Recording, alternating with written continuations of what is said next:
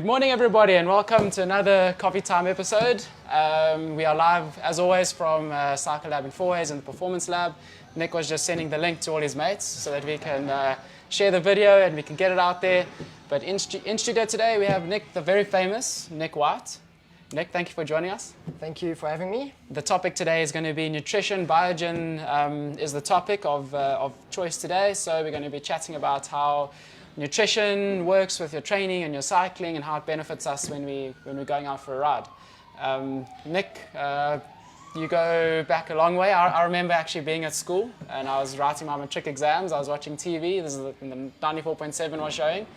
And you won that race in 2010. Was that the year?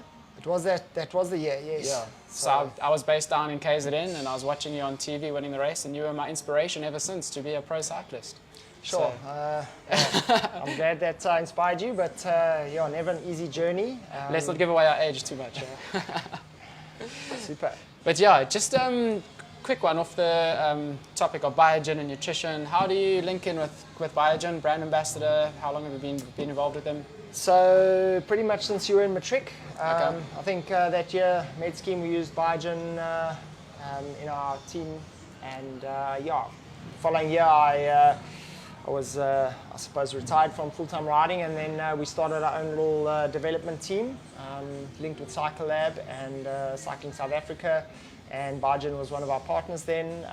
Had the likes of Louis Meinke's and Billy Smith in that team in that year, 2011. So yeah, Sure. pretty much from then had a relationship with Biogen, so they've supported our development teams that we've had over the last 10 years, and obviously for myself as still a rider, age category rider, enjoy doing certain things, and I ride my bike, and we've got a coaching business, and we coach lots of people, and it's about really helping them get the best out of their riding. Brilliant. So you made Louis Meinke's and Billy Smith. No, they spent a little bit of time with us, and hopefully I taught them a few things, and they moved on and learnt probably more than what I know. So anyway. Okay. Yeah. Brilliant. Okay, so let's just move on to the topic, the importance of nutrition in cycling. Why is it so important? Why would you say we need these things in our lives while we're out cycling? So, cycling, obviously endurance sports, it takes a lot of energy, and for the most part it lasts a fair amount of time. It's not always a short half an hour effort. So, if we can maybe align it to the likes of a petrol tank in your car, for instance. If you're going to go on a journey, you've got to put petrol in your car, and your tank's X amount big, and it'll take you so far. Your body's almost the same. You've got a bit of a petrol tank in terms of energy stored in your body, and that will fuel you for your exercise to a certain point. So for the most part, people have got 1.5 to 2 hours of energy in their body if they've been eating properly, and then it runs out. So again, depending on what intensity you go, so you have to top up your petrol tank while you're doing your ride or your exercise to be able to go for longer or have better energy to go harder. It's all just part of the game. So many things you can put in, but you have to ingest food, drink to go further and faster, and also help your recovery after an intensive exercise.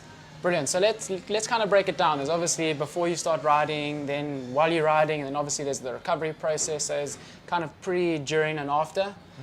So if we start with let's say before a ride. I know some people talk about fasted rides and high intensity rides, slow rides. So before a ride, for example, what should someone be focusing on in terms of nutrition? So I think depending on what time you ride in the day, if you're riding first thing in the morning, early, obviously you wouldn't have had a nice meal before you go to sleep. When you wake up in the morning, you want to have something to drink, and some people will ride in a fasted state, as in having had no food. I like to rather have something in my stomach. If you're going for more than an hour and a half, you definitely want to have something to take up the stomach acids at least. It doesn't have to be a big breakfast, but you need to eat something. If you're going on a fasted ride, for instance, with no food, there's a certain reason why people would do that, but intensity has to. Why would someone do that? Why would? So some people want to lose weight. Some people want their bodies to adapt to be able to use their fat stores more easily. But generally, if you're going in a fasted state, you don't want to go at too high an intensity. because if you're going hard, your body wants to burn its glycogen pretty quick. Okay. Use the glycogen, which is the sugar stored in your body, as an energy source. If you're going slowly with a lower heart rate, your body can tap into its fat stores. Okay. So again, intensity also uses different energy systems within your body. Interesting. Yeah. Okay. So That's kind of before you ride, you have some breakfast or you have a good lunch if you're training late afternoon. Say now, for instance, someone's doing a very high intense short ride. Let's start high intensity short, under 1 hour. What should they be looking to put in their bottles? Because I mean, we've got a whole bunch of products there. We have the cytogen, the carbogen, we have gels, we've got bars, and it can get quite confusing. No, there are lots of things, but yeah, if it's a short, high-intensity effort, you still need your body to be full of energy and have energy to burn, and you're going to burn that glycogen pretty quickly. So, you know, sometimes having a bottle of energy drink just tops up that glycogen level. You know, if you've eaten 3 hours before you're going to have your workout or your race or whatever it may be, you've got time to digest your food, so you don't have, you know, a full stomach, and then sipping on a energy drink, carbohydrate drink, just keeps that glycogen nicely topped up, and then you're ready to fire off. Sometimes people will take you know, concentrated carbohydrate just before they have that, like a gel for instance, and then yeah, you know, obviously with enough water to digest that, and then body's full of energy ready to go for that shortened high intensive effort. Brilliant. Then we get stuff like electrolytes. Obviously, that your body, when you're out cycling, depletes that first before it and once you run out of electrolytes, that's kind of game over. Can you explain in terms of electrolytes? Yeah, yes and no. So let's maybe take a step back in that. Right. First thing, most important, body needs to be in the right state in terms of water in the body. So you need to have hydration. Fluid. Your hydration's got to be correct. You're starting off, let's say, at your equal point. As you're working out, you're perspiring, you're losing fluid from burning energy as well as from, you know, keeping your body cool. So your fluid starts to decrease. You want to, as well as minerals will also come out in your sweating process. So then you would be, you know, topping up with water with you know, some of these energy drinks have got electrolytes in them. So cytogen race mix, for instance, comes with electrolytes. So you're busy putting back some of the salts and the minerals that you're losing, as well as energy, as well as fluid. An electrolyte on its own, for instance, wouldn't come with the energy aspect, but you'll be putting the minerals back in. So, you know, if you're eating food and you don't want an energy drink, you can be eating solids, but then adding your salts and everything through an electrolyte tablet. There are also, you know, carbogen is a slightly different energy drink, different type of carbohydrate in there, maybe a little bit easier for some people's stomachs to handle. You know. That's more a long-term kind of energy. So like if you're going for a 4-hour ride, you would maybe go for the carbogen, or maybe the night before. No. One's a little bit more complex than the other. Okay. Some people actually can't digest too many fancy things. But with all of these things, whatever you have to have enough fluid to let your body help to take in these carbohydrates. Because you know, too many carbohydrates, not enough fluid to help that, then your body can't deal with it. So there's another subject to discuss. Just to remind our viewers out there, it is a live Q and answer session, so if you do have any questions for Nic, please put them in the comment section on Facebook and we can read them out. We do have a few from actually our Instagram post from yesterday, so if I just want to bring those up quickly. I did see one just now, Nic. They were asking about if gels don't agree with someone's system or body, it upsets their stomach. What's an alternative to a caffeine gel that can help them like for a quick burst of energy? Yeah, so you know, if you've got an energy drink that you're drinking, that's in some ways you're getting some carbohydrate in from that. Quick burst of energy is maybe a little bit of a term that's not such an easy thing to get. It's like swiping your credit card. You get what you want now, but you pay for it later. Sometimes. So most important with all of these things is to understand, you know, how your body absorbs these different types of energy sources. Carbohydrates, obviously, while we're exercising, most important, but how can your body absorb them? And, you know, there's always a water balance, what your body's got inside it, how much water have you lost, what states of hydration are you in, and do you take in a carbohydrates or a food stuff that is very dense that needs added fluid to help your body digest it. And a lot of the time people might be in a slightly dehydrated state. They take a gel and they don't have enough plain fluid to help dilute that so that your body can absorb it. And that's where it won't agree with somebody, is that you're actually not having it in enough of a fluid that your body can absorb it into the stomach line. Makes sense. So you'll take it, it's really concentrated, and that actually needs water from your system, which comes back into the stomach to help digest that, and that's where you get stomach cramps, and people sometimes cramp from taking a complex carbohydrate like a gel at the wrong time because their body state is Unbalanced. deficit. Okay. Yeah. Another question from Kieran. What does caffeine actually do to you when you take it? Like, what does it do to your body, and like to give you that kind of placebo, or not really placebo? So caffeine is it's a tricky one. I'm not Just fix your mic. I don't know a if it's huge picking fan up. There we go, perfect, of taking caffeine, but yeah, if your body, again, if your hydration state is good, and you take some caffeine, it can give you a little bit of a lift. So it is a stimulant. It does just help the blood flow, and everything goes. Your heart can go a little bit higher, and it can give you a bit of a lift, but it can also drop you as well. So I find it quite tricky to take caffeine. Okay. That's why sometimes caffeine in the gel brings the sugars along with the caffeine, which just can sustain you a little bit longer.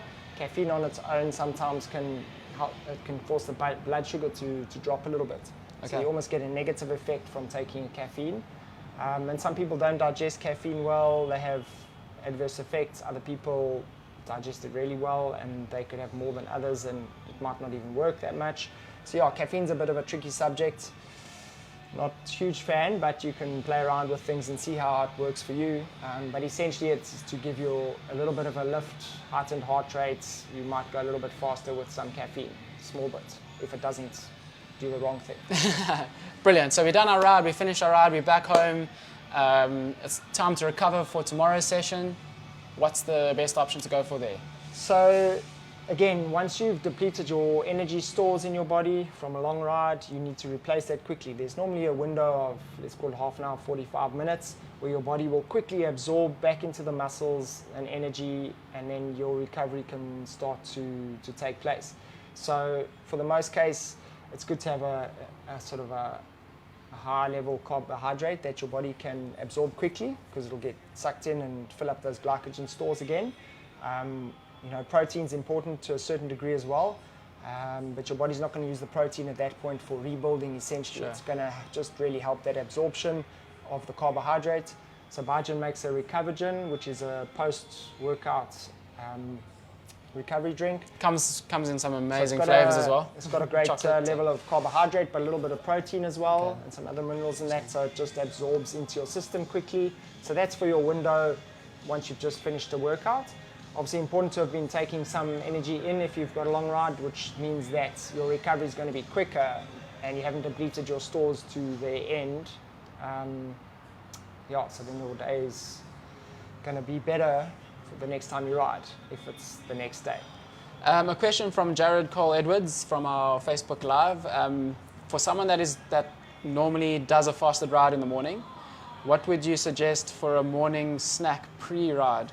That wouldn't be a fasted ride though. No, so if you're going to do a fasted ride, if you do it in the true sense, you almost don't want to have anything, not even coffee with sugar. You've got to have like maybe a bit of water, and then you just drinking water. And fasted ride means nothing before no you ride. energy intake before the ride. I wouldn't suggest going for longer than 2 hours in a fasted state, and I would definitely suggest you be in that fat burning, low heart rate zone. To push harder than that gets more complicated. Not impossible, but yeah, it's a bit more technical. So, Jared, essentially your answer is no snack. So you can start your fasted ride, and then after an hour or something, then start taking some fuel. But don't go for a 4-hour ride fasted, because you come home in a box and raid the cupboard for the rest of the day and all your. Not so much that day. I think the next day you pay for it later. No, you will. You will. So the better you fuel your body, the quicker your recovery for the next workout, the next stage, the next day, whatever you've got planned. Then there's all these bits and pieces. We focused on pre, during, and after in terms of recovery and riding. What confuses me the most, and it has, even though I've been riding for quite a long time now, is all these other mixes and potions and glutamines and BCAAs and beta-alanine. I see now is also in a bottle there. How does all that fit? How do those puzzle pieces fit in? Is it something that you would add to a drink, or what do you use when? Yeah, I mean, you don't need to use all these other things, but basically what they can help you for is You know, caffeine for a short, intensive workout can lift you a little bit, and it might be something that people would like to try. For long, long days, I wouldn't suggest really doing it, but yeah, there's a few benefits from caffeine, but for normal uses, I wouldn't suggest to go for that, like as a have to. You know, some of these other things, L-glutamine we find to be very good, so that's an antioxidant. It's going to help you recover, so we'll take that in a recovery drink post a workout, or even if you're just having just like that, it can help your body recover. So it's really good building blocks, good for your immune system. L-glutamine is a very good go-to amino acid that's worth taking just to feel good. It's not going to lift you, but it will just keep that general sense of well-being, and you'll feel good over time. Beta-alanine, sometimes they put it in certain drinks. It's really another amino acid mix, and it really just helps the blood flow. So some people might find that some of the drinks, or if you take the tablets and you take too much, you're going to be tingling and you're going to feel funny, like something's crawling up your back. But it's really just your blood flow, your capillaries are dilated, and the blood flow maybe goes a little bit quicker. So that not sounds really scary. for everybody. Sometimes people will take this type of thing for short, intensive workouts in the gym. So there's a short period of really heightened blood flow. So you might, it's like that with caffeine, just make you feel a little bit like you can go harder. But again, not going to last for too long, and it might make you feel a bit funny. But that's where the beta-alanine sits. We can't, you know, what's really most important is if you're going out and you're doing long rides or you're doing things, is you have to put fuel back into your body. And taking super concentrated, fancy stuff, you know, there's certain places for it. But you know, you can't discount taking normal food in little small pieces. So after 1 hour of exercising, you want to start putting something back into your body. Obviously, if you're drinking an energy drink, you don't want it mixed too concentrated, because then again, lack of fluid means too much carbohydrate, means upsetting the stomach at some point. So you need a good balance of fluid and carbohydrate that you put in. You know, general rule of thumb is in 1 hour you can absorb 30 grams of carbohydrates. So it's not that much actually, but better also to do it in staged doses, so not like smash it after 1 hour, then nothing, then smash it. Okay. Rather every 10-15 minutes there's a little bit coming in. It's like drip feeding that petrol into the line that you always got your body getting topped up. Another question from Chantal Muller. She's asking, sorry if she missed it, but we haven't touched on it, but what's your take on creatine use for cycling? Creatine. So creatine again is maybe a bit more suited for people doing, you know, strength gym work. You know, I'd use that on occasion in small doses. It can help for endurance riding. It can help buffer lactic acid a little bit. But yeah, some people find they store water with creatine. It doesn't benefit them, and essentially the idea would be that it will help high explosive efforts. You know, so if you're doing gym work or short bursts, track stuff, but downside is you might store more water in your body using creatine, so you might put on some weight. So then, you know, that water weight can discount sometimes feeling good, and some people just don't do well with it. Other people like to use it, but a bit more in the gym space. You know, strength work, explosive work is where it might be. Carl Peterson says creatine HCl is great for endurance, he finds, so that works for him. Pierre de Toy is asking if does a banana or two help with energy for endurance long rides early in the morning? Is a banana like a good kickstarter, and why? Yeah, so banana is, I think, is a good fruit to eat. Obviously, it comes ready packaged if it's in your pocket. So yeah, it's only it stays safe until you eat it. But yeah, it's a good fruit to take. It's got nice carbohydrates in it. There's some potassium in bananas. So yeah, it is a good fuel to take as a natural fruit while you ride. I quite enjoy apple as well. So apple cut into quarters or eighths, wrapped up into individual portions, and it's a bite size each time. I find that works quite nice. And it's also natural sugar, so it's natural sugar, the body it's processes fructose, a bit, and it comes with some fluid, where a lot of these things you've got to add water for them to get digested. The apple's already got fluid in it. So inside. It's a nice natural alternative to just the super concentrated. Michael Mitchell is asking, what's your recommendations for spinning? Not quite sure what the question is there. But recommendations for spinning, let's go for an indoor session. So again, you're going to probably lose a lot of fluid in that hour because it's a hot environment, you're working really hard. You can add a carbohydrate drink, either of these. You could just have water with an electrolyte, but essentially losing a lot of fluid. You want to replace that fluid depending on your energy level. If you're a little bit low and haven't eaten too much, have a carbohydrate drink. If you've had good meals in that, you might be good just with an electrolyte and you've got enough energy stored to sustain that high intensive hour effort. Brilliant. So events are not happening as much as what they used to from last year into the year before. There's a lot of riding happening, but not so much racing. It's difficult to set goals. People can get a bit demotivated. What's the alternative? Is there anything else that you've been doing or getting up to or recommend doing to keep fit and healthy? Yeah, I mean, obviously you don't want to not ride because there's no races. It's still lovely to go ride bikes, and that's probably why we did it in the first place, is ride because you like riding bikes, not because there was an event to ride. Sure, But give there's riding goals. You can do little trips. You know, we've done some gravel riding. It takes you off the beaten path. You see some different things. You can do that with mountain bikes as well, whereas you go places that you don't normally go. Some people have been trying to extend themselves and ride really far, going places or just doing a really big ride. And again, then nutrition becomes highly important because, going for your 1 hour around the block in a proper workout is one thing, but riding for 6 to 8 to 10, 12 more hours, you've got to put in energy and really, learn what your body needs and how it works so that you can sustain that big effort. Sure. So those type of things are starting to become more possible, and people are making those their goals instead of having a race that they're working towards, because those are a little bit further away now. I know you're very much old school. What's your thoughts on e-bikes? Do you think it's a good thing, bad thing?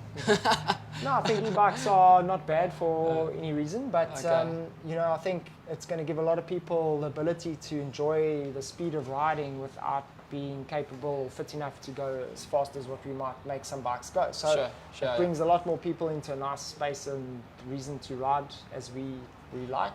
It can make getting up some really gnarly trails possible, so you can enjoy the downhills. Smash it downhill. Yeah. We are running out of time. We're already 25 minutes into the chat. So thank you, Nic, for coming in. Let's wrap it up. Guys, you can find all these products at any Cycle Lab.